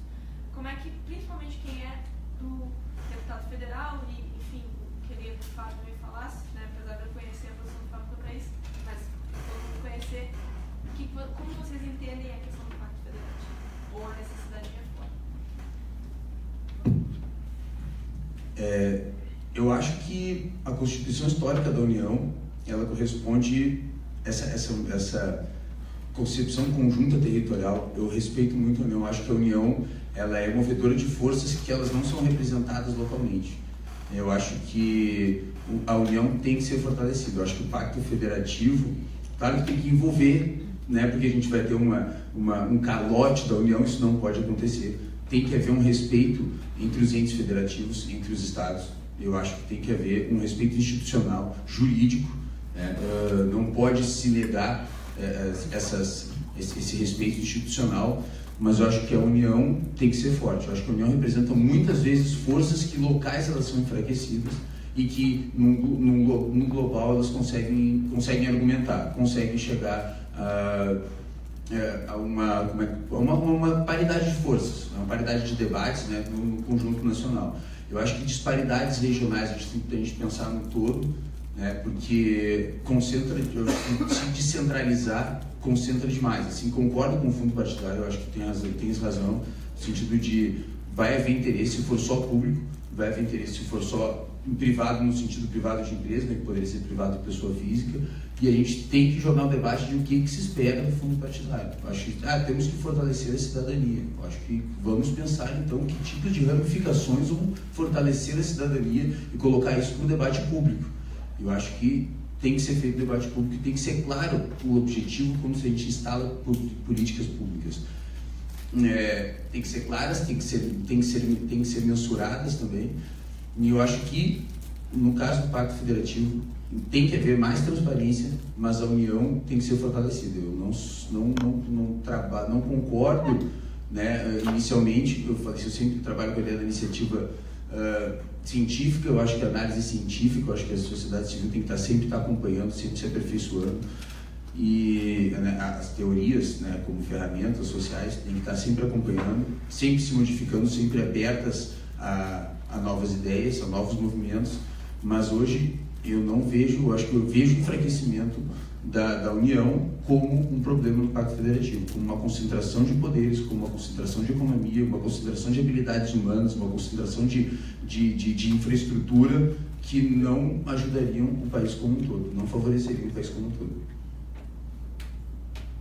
Não, assim, a questão do fundo partidário eu concordo contigo, né? E até dentro do PSB, por exemplo, a gente tem uma estratégia, daí que eu falo também das disputas dentro do partido. Hoje não tem situação, não existe essa possibilidade dentro do PSB, por exemplo, a gente não ter grana para as candidaturas de juventude. Não existe, porque a gente vai botar o dedo na cara que a gente tiver que ocupar. Eu digo assim, a gente precisa também fazer essa disputa dentro dos partidos, né? Só que a própria lei, ela prevê uma regulamentação desse fundo partidário, não é só, ela vai ter que ter critérios, quanto vai para deputado federal, quanto vai para senador, e aí que é o nosso processo de disputa também, de conseguir garantir. Então, cada partido, óbvio, cada um tem a sua especificação, tem uns que tem seus caciques, outros que os caciques são um grupo de pessoas, enfim, mas eu acho que vai muito dessa estratégia também de atuação dentro dos partidos, assim, isso que a gente está brigando no PSB e tal. Eu acho que já tem um retorno, inclusive, muito bom do nosso presidente nacional. A gente está contando com isso, inclusive, para a nossa campanha. E do Pacto Federativo, na verdade, hoje não se tem um Pacto Federativo. Hoje a gente vê governadores tentando ao minimamente pagar salário, e olha lá, então a gente não tem governador, a gente tem praticamente pagadores de salário. A gente vê toda a crise da saúde, por exemplo, descontando lá nos municípios, né? O pronto-socorro de Pelotas, os postos de saúde, enfim. A gente não tem uma contrapartida. As UPAs, por exemplo, que foram programas nacionais, hoje a gente não vê uma contrapartida eficiente do governo federal. O que isso aconteceu? Brasília já é centralizadora, ela centralizou ainda mais o orçamento que daí entra lá no que o camarada ali falou, que não se tem uma democracia, que ela é escolhida muitas vezes pelos interesses, né, dos agentes políticos, da Câmara e do Senado, e que muitas vezes não tem a realidade da necessidade do povo brasileiro. Então a gente precisa rediscutir, mas junto com isso, eu não consigo ver a gente fazer uma discussão do Pacto Federativo sem junto discutir uma reforma tributária no nosso país também. Hoje até muitas vezes a gente deixa de pagar um imposto porque não sabe como pagar o imposto, não consegue pagar o imposto. Imagina um empresário, um grande empresário. Então a gente precisa fazer uma simplificação urgente, né, da questão tributária no Brasil e discutir não digo... Tem que ter uma redivisão de valores, mas principalmente também de tarefas, né? No meu ponto de vista, eu faço uma defesa, por exemplo, do Cristóvão Buarque, que nem é do meu partido, mas que eu acho que a gente tem que atacar na educação, por exemplo, no ensino fundamental e médio. Bom, acho que é uma tarefa daqui a pouco para o governo federal. A gente só não tem uma base, daí chega para a universidade, muitas vezes a pessoa que não consegue ter uma sequência, por exemplo, chega na universidade sem estar preparado, desiste, enfim... Eu acho que, mas também isso é um debate aberto também das posições e da importância e de cada função, né? Tanto do município, tanto do estado, quanto do governo federal. Por exemplo, a segurança hoje, a exclusividade do governo do estado, que não consegue nem pagar o salário, né? E o grande bolo está lá na União Então a gente vê muita disparidade nisso e é pauta minha, é pauta do PSB, a gente faz um debate urgentíssimo do Pacto Federativo. Eu concordo com o Tony, veja só, a convergência. Concordo com o Tony quando ele diz que não existe um Pacto Federativo, porque de fato não existe. Existe um sistema de repartição de atribuições e recursos absolutamente desigual. O Brasil, por mais que tecnicamente não seja um Estado unitário, é um Estado essencialmente centralizado em termos de recursos e em termos de atribuições na União. Eu defendo, mas aí eu já divirjo do Tony, porque eu acho que a gente deveria, na verdade, radicalizar o federalismo. O Brasil também é uma federação falsa ou fake, porque, basicamente, no Brasil não se seguiu o princípio básico que norteia as federações de verdade, que é o princípio da subsidiariedade, que determina que aquilo que o ente federativo mais abaixo, mais local, pode fazer, no caso o município, ou enfim, dependendo do país, como é o caso dos Estados Unidos, os condados, ele faz. Aquilo que ele não tiver condições de fazer, passa-se para o Estado, o governo do Estado. E aquilo que realmente nem o município, nem o governo do Estado conseguir fazer, o que no caso eu imagino que acabaria sendo para a União somente, digamos, defesa natural, defesa nacional, relações internacionais, regulações de questões transestaduais, aí sim o governo federal deveria colocar a mão. Basicamente porque quanto mais distante as decisões são da população, e o Tony falou lá nos municípios, mas Porto Alegre também é um município, então aqui a gente tem também problemas com essa falta de distribuição. É claro que lá em Pelotas ele provavelmente sente muito mais, por quê? Porque boa parte das decisões são tomadas em Porto Alegre, decisões que afetam o dia a dia de Pelotas, e que deveriam ser tomadas em Pelotas. Um dinheiro que não deveria vir para Porto Alegre para depois ir para Brasília, deveria ficar em Pelotas, assim como as atribuições deveriam permanecer em Pelotas, para que o povo de Pelotas pudesse ter o controle sobre a pauta política e sobre o processo de alocação desses recursos, né? E não esse processo absolutamente ineficiente de coletar o dinheiro da população de Pelotas, trazer para Porto Alegre, obviamente vai pingando, né? E vai pingando de forma muito simbólica nessa, enfim, na BR-116, pista única, que não é duplicada nunca. É uma coisa vergonhosa. A maior cidade do estado e a terceira maior cidade do estado ligadas por uma estrada ridícula, como é a BR-116 hoje, é uma demonstração da falta de prioridade do nosso governo. E isso é um resultado direto dessa desproporção nas atribuições e competências. Esse dinheiro, acho que a gente nem deveria, inclusive, ter rodovias federais, acho que as rodovias deveriam ser estaduais, porque os estados deveriam coletar esses recursos e lidar com a infraestrutura. Gente, a gente tem até as 9 horas, acabamos de confirmar aqui, a gente tem mais 3 perguntas. 3? Vou fazer em bloco. Isso, a minha sugestão para fazer o bloco. O Juan, vamos do senhor. Breno e a Aula. 10. Pudesse vocês serem bem sintéticos e fazer um bloco de 3 e eles respondem. Beleza.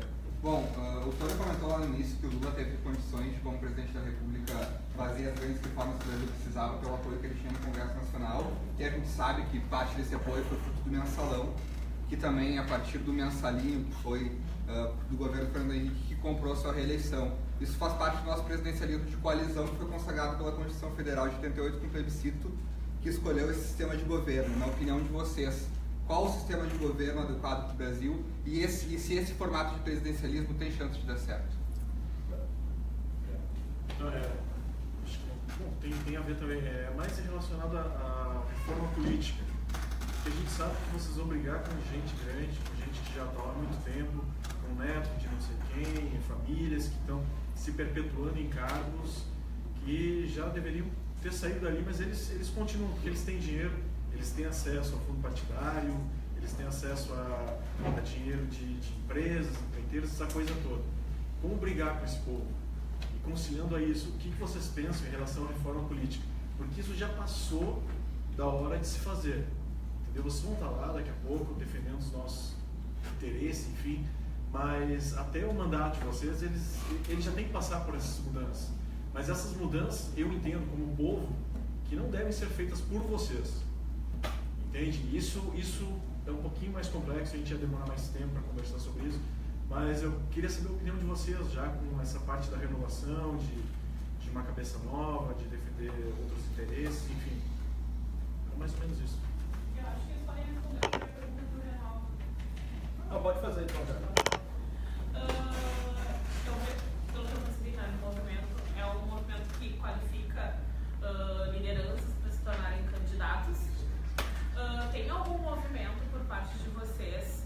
levar isso para a população, porque hoje nós vemos que não houve um grande interesse do grande público em vir saber de política, até pelo histórico que a gente tem da política brasileira. Eu queria saber de vocês se vocês têm algum tipo de programa ou projeto voltado para a população, para estimular a população a também identificar bons políticos, né? Políticos qualificados, boas lideranças também. E também outra coisa que eu também acho que é importante, que é trabalhar com eles também a postura, porque hoje em diversos momentos várias pessoas estavam perguntando aqui e eles estavam ou mexendo no celular ou fazendo qualquer outra coisa, que para nós, pelo menos para mim, enquanto eleitora, se eu olho para o candidato que está fazendo isso, é sinal de que ele não está com interesse na minha causa ou na causa dos demais. Bom, a primeira coisa, de trás para frente.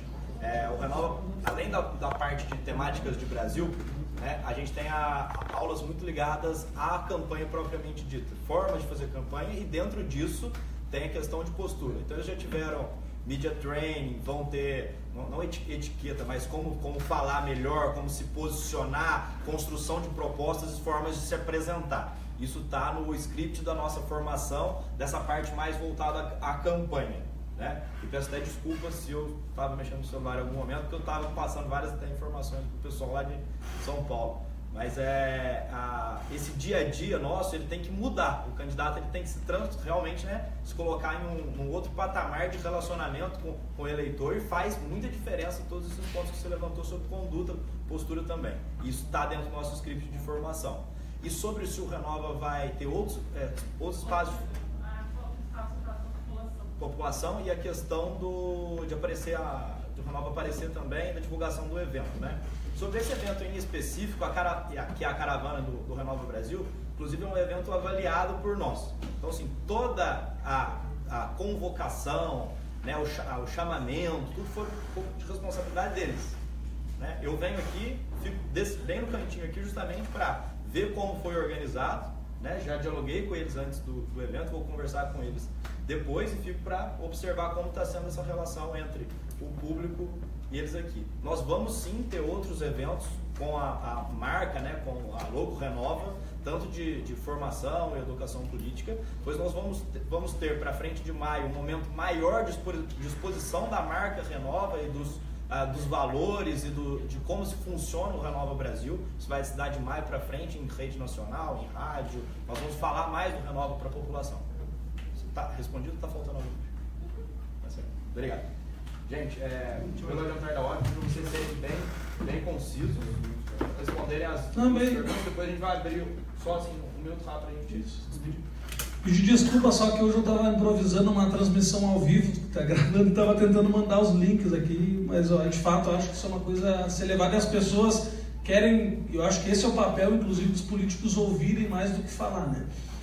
Só falar a questão do Lula ali que tu citou, talvez eu pelo menos está na memória que eu falei que ele tinha apoio do Congresso e apoio popular, né? Eu acho que conseguir aplicar grandes reformas, tu precisa pelo menos ter um dos dois apoios, principalmente o popular, né? Então o presidencialismo de coalizão, acho que ele é ferido, ele é um problema hoje justamente pela quantidade dos partidos políticos, é um tema que eu trato, é muita gente para negociar, é muito cacique para pouco, enfim, é muito cacique partidário, e é uma negociação que se dá de uma forma muito mais...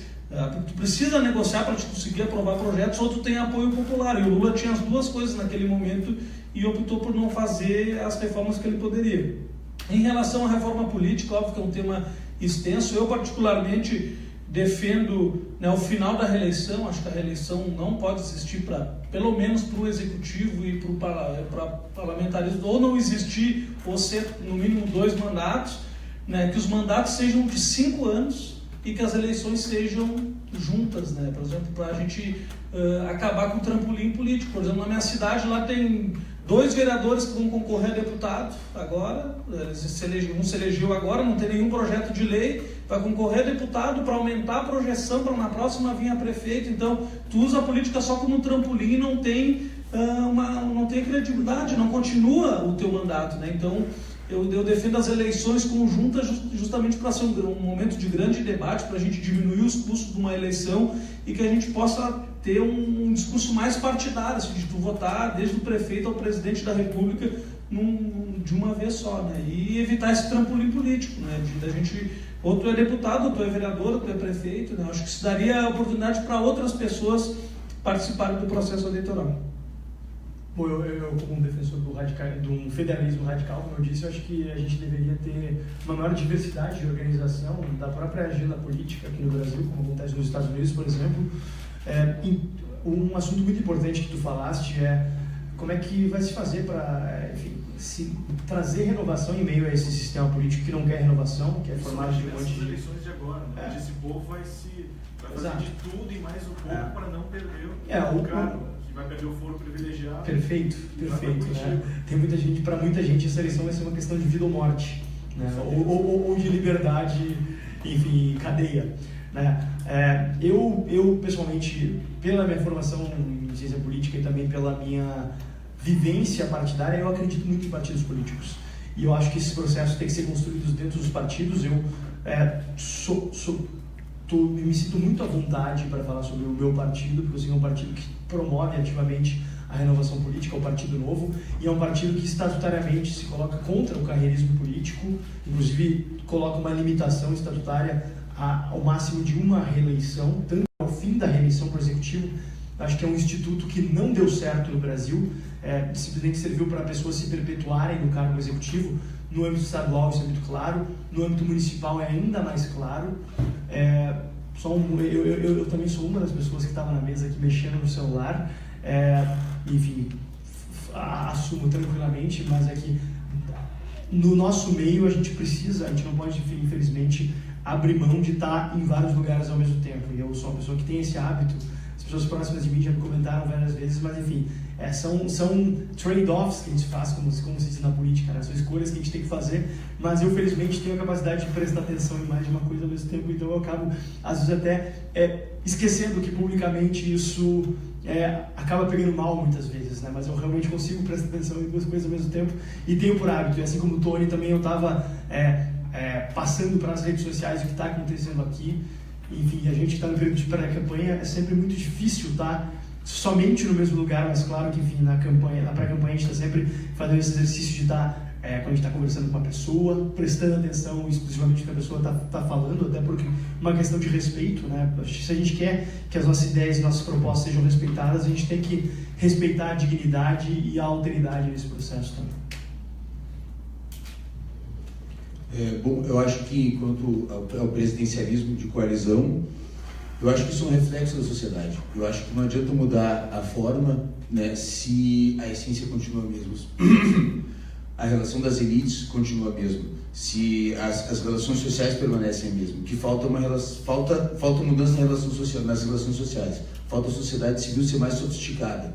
Eu acho que se tu mudar para parlamentarismo e mantiver as mesmas relações sociais, vai entrar no mesmo nível de corrupção. Eu acho que se tu mudar para monarquia e mantiver as mesmas relações sociais, vai voltar ao mesmo nível de corrupção. Eu acho que não mudando as ideias, o que forma as ideias das pessoas, a gente não se revisando as nossas relações sociais, o que cuidam as nossas relações sociais, do que elas são embasadas, a gente não consegue chegar numa reforma política, né? A política é uma representatividade do povo, né? Eu acho que nossas relações sociais, institucionais, no dia a dia, a formação, a base cultural do povo, e base cultural não só como cultura enquanto folclore, mas a cultura do dia a dia, porque nós somos moldados por relações institucionais que diariamente vão testando e vão as nossas relações, vão validando determinadas ações e invalidando outras ações. E nesse dia a dia é que tu vai chegar numa macropolítica. Quando sempre se fala uma coisa tão lugar comum, se falar que não, a pequena corrupção é um reflexo da macrocorrupção e tal, mas isso de fato é assim, a ideia do, né, eu tinha falado, ele saiu aqui, que era sabe com quem tu está falando, né? Começa aí, né? Então mesmo que tu mude o formato, se tu mantiver essas relações, vai continuar dando errado. Então, como tu muda isso? Eu acho que a gente revendo nossas relações institucionais no dia a dia. Qual é a nossa base cultural? Qual é a nossa base? O que a gente aprende antes na escola? O que as famílias aprendem? Que sempre dizem, não, a educação vem de casa, o pai e mãe tem que saber, mas pai e mãe não estudam educação, não estudam pedagogia, não estudam psicologia, não estudam comportamento, não estudam evolução da criança, uma evolução cognitiva da criança. Tem que haver sim uma orientação. Então a gente tem que saber o que os pais estão aprendendo, o que os pais estão ouvindo, o que está chegando na cabeça da família média brasileira, o que a gente está formando. Então são relações culturais, né, e institucionais que vão chegar numa macro instituição. Em relação à política, né, eu acho que não vamos enfrentar. Quem vai enfrentar uma velha política já enfrenta a velha política. Tu já enfrenta isso no dia a dia, né? Acho que as relações são orgânicas mesmo. Acho que quando eu entro numa escola, numa das minhas escolas, e a escola não tem nada, a gente já está enfrentando isso, né? Eu acho que quando chega ali e não tem um lanche, uma criança que não tem o que comer, a gente já está enfrentando a velha política. Eu tenho que convencer aquela criança a estudar, a gente já está enfrentando a velha política. Quando eu penso num argumento para uma criança de 14 anos que está sendo, que não teve o pai, não teve a mãe, que é órfã, que quando eu estou conversando com ele, convencendo ele de como é o espaço que ele pode ocupar na sociedade, é mais do que investimento financeiro. As pessoas precisam acreditar nessa pessoa. E ali a gente está enfrentando o velho sistema, ali a gente já está enfrentando velhas práticas. Porque aquela pergunta daquela criança ali, ela é muito maior do que vai estudar. Não é só conseguir emprego, não é só tentar. Não, né? É muito maior. É uma resposta que realmente engloba qual é o respeito que tu teria na sociedade, que tipo de coisa tu vai fazer, que tipo de coisa de acessos ferramentais, de acessos estruturais tu vai ter para ser respeitado na sociedade. Talvez a gente não encontre a resposta. Então a gente enfrenta no dia a dia a velha política, a gente já está enfrentando. Gente, a gente está encaminhando para o fim do evento. Eu vou passar a palavra para o Fábio, depois para o Tony, depois para o Garcês, para fazer então, 1 minuto aí de considerações finais. Depois a gente fecha, porque às 9 horas a gente tem que entregar o espaço, ok?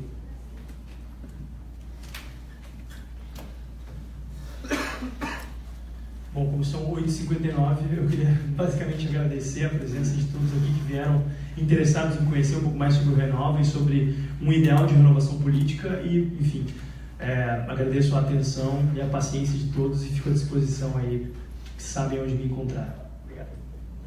Bom, gostaria de agradecer a presença de todos e todas, dizer que nesse processo político eu já disputei uma eleição, mas uma eleição desse tamanho vai ser a primeira, que muitas vezes a gente pensa que está sozinho, muitas vezes a gente repensa se realmente vale a pena a gente abrir mão das nossas vidas, abrir mão enfim, da nossa intimidade, que a gente virando figuras públicas. Eu, por exemplo, não tenho direito e não tenho medo de ficar mexendo no celular enquanto as pessoas comuns têm.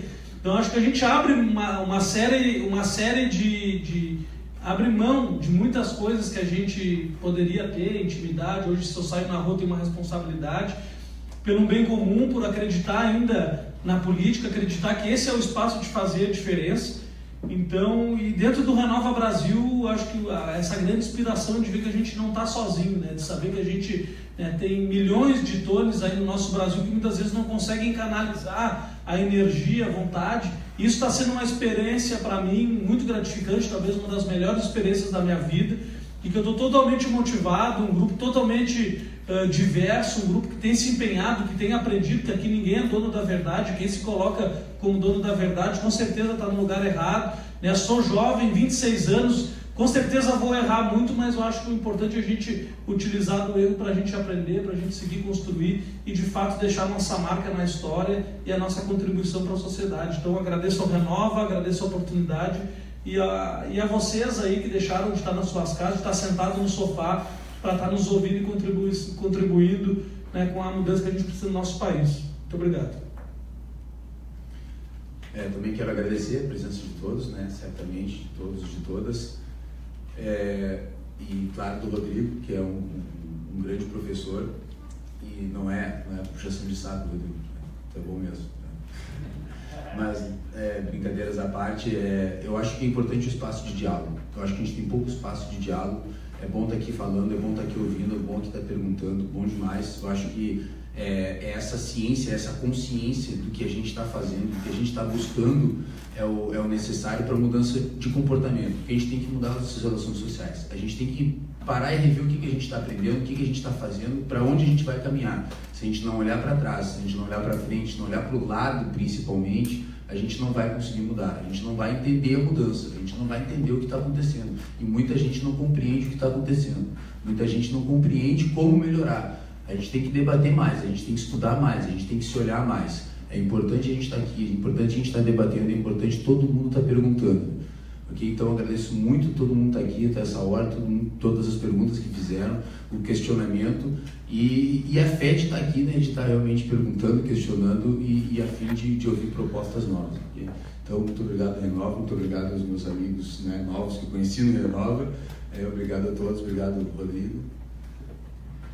Gente, muito obrigado pela presença. Deixar claro aqui que o Renova é uma instituição de formação de lideranças políticas, né, de novas lideranças políticas. Nós temos aí como valores, né, a questão da ética, a importância da ética, da transparência, do serviço ao cidadão. Nosso compromisso com as nossas lideranças são, digamos assim, né, como a gente conversou, eu lembro naquele primeira semana de encontro, né, a Isabela conversando com vocês, o que a gente pede das nossas lideranças é que elas tenham um gabinete transparente, enxuto, ou seja, eficiente, né, consiga servir ao cidadão e a atividade parlamentar de uma maneira tal que não esbanje dinheiro e gaste o dinheiro público. Então a gente pede um gabinete eficiente e estamos buscando deixar isso claro para vocês, né, um modelo de gabinete eficiente para passar no módulo de mandato, né, deixar claro para vocês que após o período de eleições, os que forem eleitos vão ter um módulo de mandato também. Vai ter um momento de formação em que vocês vão ter uma formação em Brasília também, ou seja, ver como funciona o Congresso Nacional, estar próximo de onde está o poder hoje, e deixar claro que os compromissos que eles têm conosco são os compromissos de servir o cidadão, são os compromissos que a nova política pede às lideranças.